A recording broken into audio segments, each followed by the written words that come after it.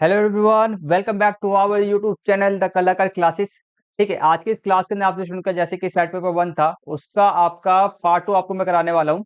तो set paper one के अंदर मैं आपसे सुन के सारे मैंने एमसी क्वेश्चन आपको मैंने कर ला 1 मार्क्स वाले क्वेश्चन मैंने कंप्लीट करा दिया था और प्लस में आपके 2 मार्क्स वाले क्वेश्चन आपके सारे मैंने कंप्लीट करा दिए थे। ठीक है, तो आज की इस क्लास के अंदर आपके 3 मार्क्स वाले क्वेश्चन और 4 5 वाले मार्क्स वाले क्वेश्चन बच गए थे। तो आज की इस क्लास के अंदर पूरा कंप्लीट कर लेंगे हम।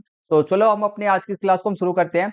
आपसे स्टूडेंट ने वीडियो का फर्स्ट पार्ट नहीं देखा तो जरूर देख लेना, क्योंकि आपको जो क्वेश्चन पेपर करा रहा हूँ वो आपके एग्जाम के अंदर में 2025-26 के एग्जाम के लिए बहुत ज्यादा मोस्ट इंपोर्टेंट है।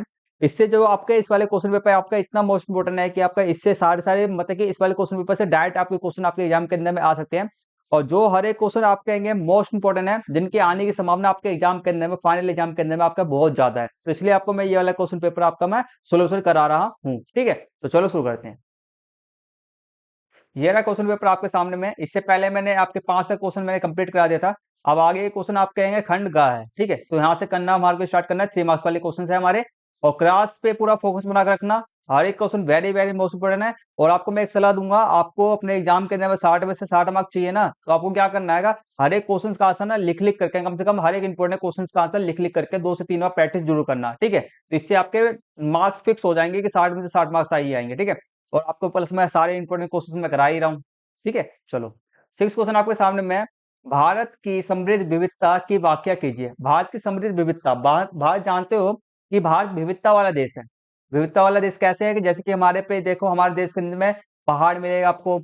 ठीक है, पहाड़ मिलेगा, हिमालय मिलेगा, मरुस्थल मिलेगा, रेगिस्तान भी मिलेगा, नदियां भी मिलेंगी। ठीक है, अपने जाति की बात करें, हर एक कितनी सारी जातियां हैं हमारे में। पेड़ पौधे की बात की, कितने सारे पेड़ पौधे होंगे। जानवरों की बात में, हर एक जानवर प्रकार है। ठीक है, पक्षियां होंगी, मतलब और लोग हो गए। ठीक है, मतलब कि पूरा हमारा जो भारत देश है एक ऐसा देश रहेगा, हमारे नदियां हो गई, समुद्र नदियां हो गई, बहुत है हमारे देश का। पूरा एक भारत एक ऐसा देश है ना जिसमें हर एक चीज है। विविधता का मतलब है कि हर एक चीज से बहुत सारी चीजें ही चीजें हैं। ठीक है, तो हमारे विविधता में समृद्ध विविधता के हमारे को वाक्य करना, उदाहरण देकर बताना है। चलो करते हैं। तो पहला हमारा उदाहरण हम देंगे। मैंने इसके लिए आपके लिए ठीक है 3 पॉइंट लिख रखे हैं। तीनों पॉइंट बहुत ज्यादा। तीन आपको 3 मार्क्स वाला क्वेश्चन है तो आपको 3 पॉइंट्स लिखने हैं। ठीक है, पहला आपका पॉइंट है भारत की। एक सेकंड रुक जाते हैं, एक सेकंड रुकते हैं। चलो करते हैं अब। तो पहला आप लिखोगे, इसका आंसर आप लिखोगे भारत। ठीक है, ऐसे ऐसे करके लिखोगे। भारत की समृद्ध विविधता और विविधता में एकता का जीवता उदाहरण है, जो भौगोलिक, सांस्कृतिक, भाषाई और जैविक स्तरों का प्रकार प्रकट होती है। ठीक है, भारत की आय देखो, यहाँ पर भारत के विविधता के बारे में बोला जा रहा है, भारत की समृद्ध विविधता के बारे में बोला जा रहा है। विविधता में एकता, भारत क्या विविधता में एकता वाला देश है। ठीक है, बहुत सारे लोग हैं, आप जानते हो जातियों के बारे में जानते हो, सिख, बहुत हिंदू, मुस्लिम, सिख, ईसाई, कितने सारे धर्म है, तो सभी भी सारे सारे मिलजुल के रहते हैं ना, तो वही विविधता में एकता का जीवता उदाहरण है, जो भौगोलिक हो गया, भौगोलिक रूप से, सांस्कृतिक रूप से, भाषाई रूप से और जैविक स्तरों का प्रकट करती है। ठीक है, पहला पॉइंट आप लिखोगे। सेकंड पॉइंट आप लिखोगे, भारत में हिमालय, थार मरुस्थल और उष्णकटिबंधीय वन है। ये विविधता के बारे में हो गया। तीसरा पॉइंट आप लिख सकते हो, लिखोगे। ठीक है, लिख सकते हो, लिखोगे भारत में धर्म। ठीक है, भारत में धर्म हो गया, हिंदू, मुस्लिम, सिख, ईसाई, अन्य धर्म के लोग रहते हैं। तो ये आपका विविधता, भारत तो एक समृद्ध विविधता वाला देश है, इन सब पॉइंटों से सिद्ध होता है। ठीक है, चलो इसके बारे में उदाहरण है हो गया। नेक्स्ट आपका इससे का हमारे ए बी दोनों में से कोई एक का करना था हमारा, कौन सा बी आपका आएगा। भारतीय वस्त्र परंपरा विविधता को किस प्रकार समृद्ध करती है, हमारे को उदाहरण से समझाना। चलो वस्त्र के बारे में जानते हो, हमारे हर एक राज्य के अंदर में जानते हो, हर एक राज्य के अंदर में अलग अलग प्रकार के वस्त्र पहने जाते हैं। कपड़े जो होते हैं ना, कपड़े हर एक राज्य के अंदर में अलग अलग प्रकार के पहने जाते हैं। ठीक है, बिहार के अंदर में जानते हो धोती कुर्ता हो गया, पहले था, अब तो चेंज हो चुका है। जैसे कि गुजरात के अंदर में देखोगे अलग है, राजस्थान वाले लोगों को देखोगे अलग पहनते हैं, पंजाबियों को देखोगे। ठीक है, हरियाणा वाले लोगों को देखोगे, तो उनका हर एक का ना जो कपड़े पहनने का जो स्टाइल है, ठीक है, स्टाइल है, टाइप है, वह अलग अलग है। ठीक है, तो फर्स्ट पॉइंट आप लिखोगे इसके अंदर में, देखो मैंने 4 पॉइंट लिख रखे हैं। मैंने 4 पॉइंट लिखे, कोई भी 3 नंबर का क्वेश्चन है तो 3 पॉइंट्स लिखने। ठीक है, फर्स्ट पॉइंट आप लिख सकते हो, भारत में हर क्षेत्र की अपने विशिष्ट, ठीक है, विशिष्ट बुनाई, कढ़ाई, रंग और परिधान शैली है, जो भारतीय संस्कृति के विविधता में एकता के प्रतीक को समृद्ध करती है। ठीक है, तो आप पहला पॉइंट आप ये लिख सकते हो। सेकंड पॉइंट आप लिख सकते हो, लखनऊ उत्तर प्रदेश। ठीक है, लखनऊ कहाँ पे आता है, उत्तर प्रदेश के अंदर में, और उत्तर प्रदेश की राजधानी क्या है, लखनऊ है, सब जानते हैं। की प्रसिद्ध चिकन, ठीक है, चिकन करी और बारीक कढ़ाई और बनारसी सिल्क साड़ी अपनी जटिल कारीगरी के लिए जानी जाती है। तो इसके बारे में हमने उदाहरण देकर के समझा दिया। नेक्स्ट आप लिख सकते हो गुजरात में पटोला, राजस्थान में घाघरा चोली, ठीक है, जो जीवता रंगों और दर्पण के काम का प्रदर्शन करते हैं। ठीक है, चौथा पॉइंट आप ये लिख सकते हो, मर्जी आपके, जो भी 4 पॉइंट दे रखा है कोई भी 3 बैट्स लिख देना। नेक्स्ट क्वेश्चन करते हैं हमारा, प्रारंभिक मानव की जीवन शैली की वाक्य करना है। प्रारंभिक मानव, जैसे कि हमारा जब मानव हमारे पृथ्वी पे थे, प्रारंभिक मानव मतलब प्रारंभिक मानव जब हमारे जो जैसे कि आदिमकालीन मानव, ठीक है, आदिमकालीन मानव पहले वाले लोग, ठीक है, पहले के लोग, सबसे पुराने वाले जो लोग थे हमारे, ठीक है, जैसे कि हमारे उनकी इनकी बात कर रहे हैं, हम बताता हूँ अभी, देखो। तो प्रारंभिक लोग जो थे ना, प्रारंभिक मानव मुख्यतः शिकारी और संग्रह व खास संग्रह करते थे। कहने मतलब कि प्रारंभिक मानव जहां पर ना हमारा जैसे कि घरों का रहने का हो गया, भोजन की असुविधा, घरों की असुविधा, हर एक चीज की असुविधा थी पहले पहले जमाने की बात की जा रहा है, बहुत पहले, मतलब कि जब मानव का ना उद्भव हुआ था, उद्भव मतलब मानव का जो जीवन है ना उद्भव हुआ था, शुरू हुआ था, वहां की बात कर रहे हैं। तो पहला पॉइंट आप लिख सकते हो, सेकंड पॉइंट आप लिख सकते हो, उनको भोजन जानवर, मछली और कंदमूल और फल मेवे होते थे। उनके भोजन क्या होते, ये सब भोजन होते थे। तीसरा पॉइंट आप लिख सकते हो, वह भोजन पानी की तलाश में एक स्थान से दूसरे स्थान पर घूमते थे। चौथा पॉइंट आप लिख सकते हो। तो कोई भी 3 बेस्ट लिख देना, ठीक है। चलो, जो भी आपको 3 याद हो जाए वह लिख देना। नेक्स्ट पॉइंट है, दोनों में से कोई एक का ही आंसर देना है आपको। आंसर लिखना अपने आंसर शीट के ना एग्जाम के अंदर में, ठीक है। तो इतिहास के अध्ययन के लिए किन्हीं 3 कलात्मक स्रोतों की व्याख्या कीजिए। कलात्मक, समझे बात को, मतलब इतिहास का अध्ययन, हमारा देखो जैसे कि हमारा इतिहास है, हम क्या पढ़ते हैं कि गांधी जी ने भारत के अंदर में कितने सत्याग्रह किए, गांधी जी ने कौन कौन से आंदोलन किए, हमारा भारत देश कब आजाद हुआ, संविधान कब बना, तो ये सब कहाँ लिखा पड़ा हुआ है, बुक्स के अंदर लिखा पड़ा हुआ है। हमारे कई सारे बुक्स होंगे, और पुराने जमाने पे महल अपने महल सब हुआ करते थे, मंदिर सब होते थे, जो जो भी सूचनाएं हुआ करती थी अपने पत्थरों पर लिख दिया जाता था, ठीक है। तो ये सब कलात्मक स्रोत, जहां पर हमारे इतिहास का जानकारी हमारे को मिलता है, ठीक है।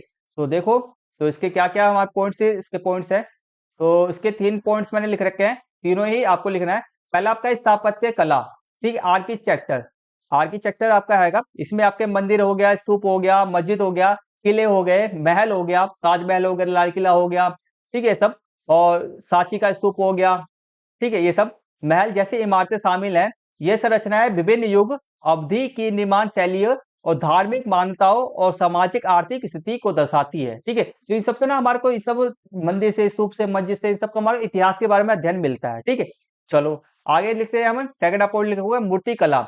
मूर्तियां चाहे वह पत्थर, धातु या मिट्टी की बनी हैं, उस समय के लोग के जीवन और वेशभूषा, आभूषण और धार्मिक विचारों को समझने में मदद करती है, ठीक है। तो उस समय पे जो मूर्ति जो बने हुए थे उस समय के, तो उस समय के लोग कैसे रहा करते थे, उनका बोलचाल कैसे था, खाना पीना क्या खाते थे, पहनते क्या थे, उनके जब उनका जो जैसे कि शहरों का बनावट कैसा था, तो ये सब चीजों हमारे को पता चल जाता है। 3 पॉइंट है, तीनों को तीनों आपको लिखने हैं, ठीक है।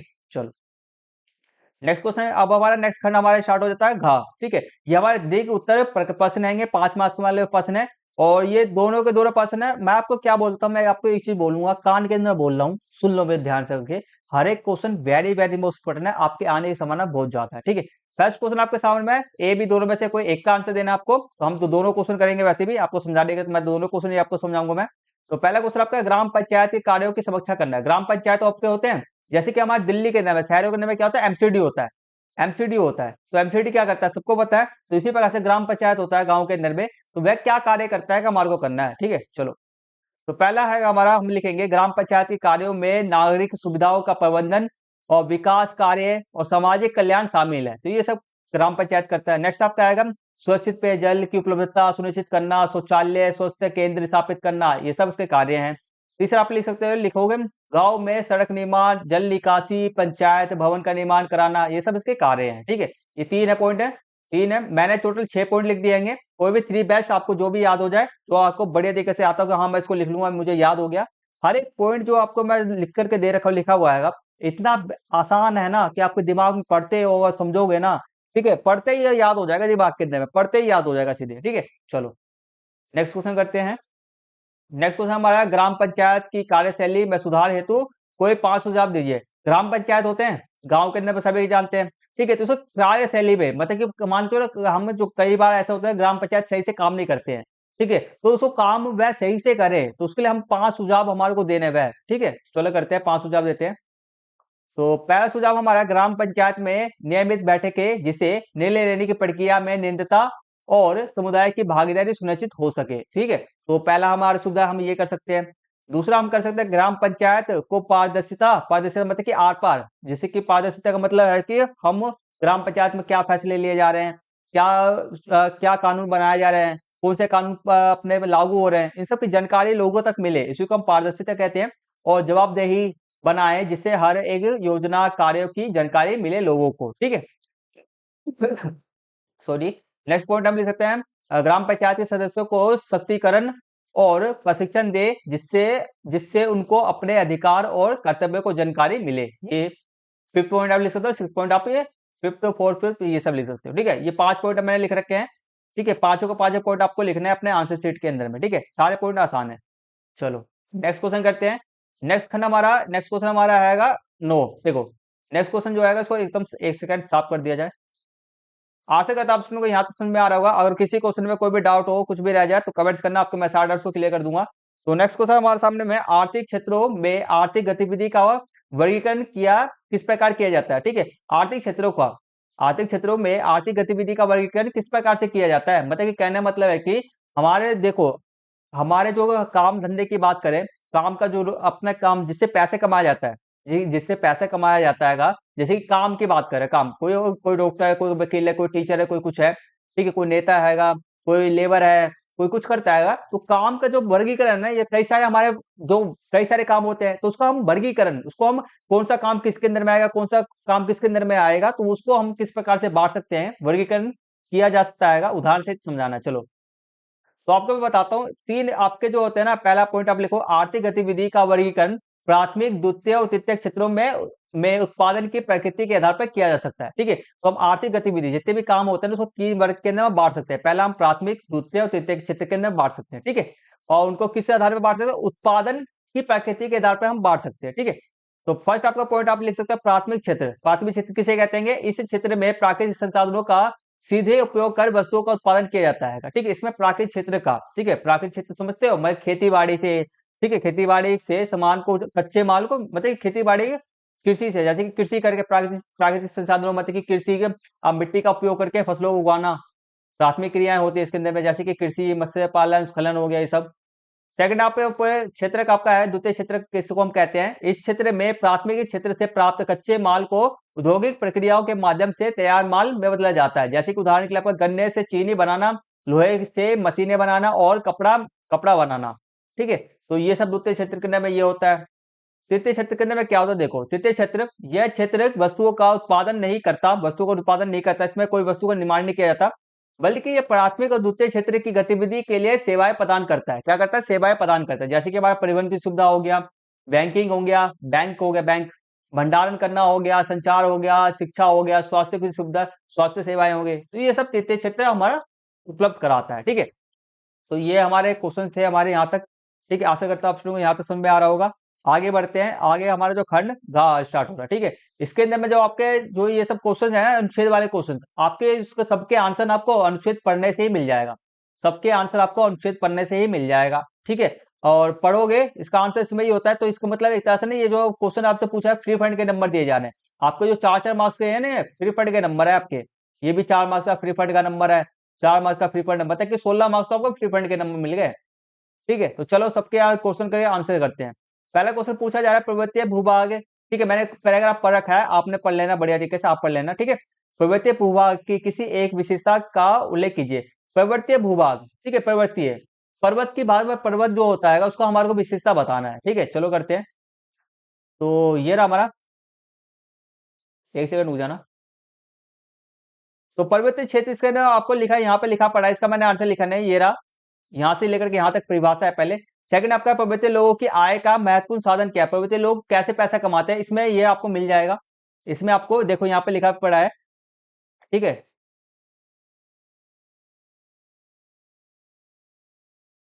और यहाँ पे लिखा देखो, विश्व भर के पर्वतीय पर्वतीय क्षेत्र में कृषि के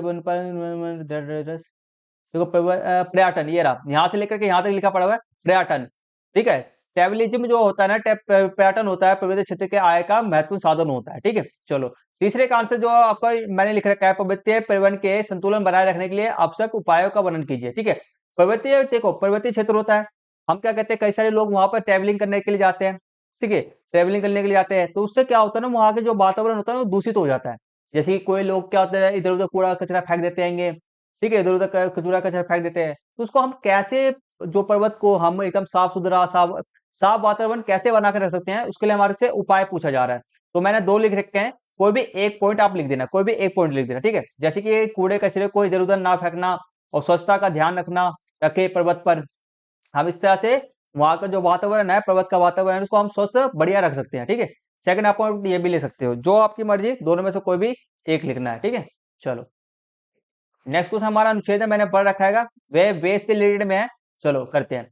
वेद की रचना कहाँ की गई, इसमें सबका आंसर लिखा है, वेद की रचना कहाँ की गई, ये देखो इसमें लिखा है, ये रहा, ये आपका है ऋतुक्षेप, ये आपका है सप्त सिंधु क्षेत्र। ठीक है, सप्त सिंधु क्षेत्र के अंदर में इसकी रचना की गई है। ठीक है, ये सप्त सिंधु क्षेत्र आपका कहाँ पर आता है, आपको मैं समझा देता हूँ। ये आपका सप्त सिंधु क्षेत्र जो है, इसके अंदर में आपका पंजाब हो गया, हरे पाकिस्तान हो गया, भारत का कुछ हिस्सा आता है, पंजाब और पाकिस्तान। ठीक है, पंजाब पाकिस्तान के आसपास का इलाका आता है, ठीक है, तो ये हो गया।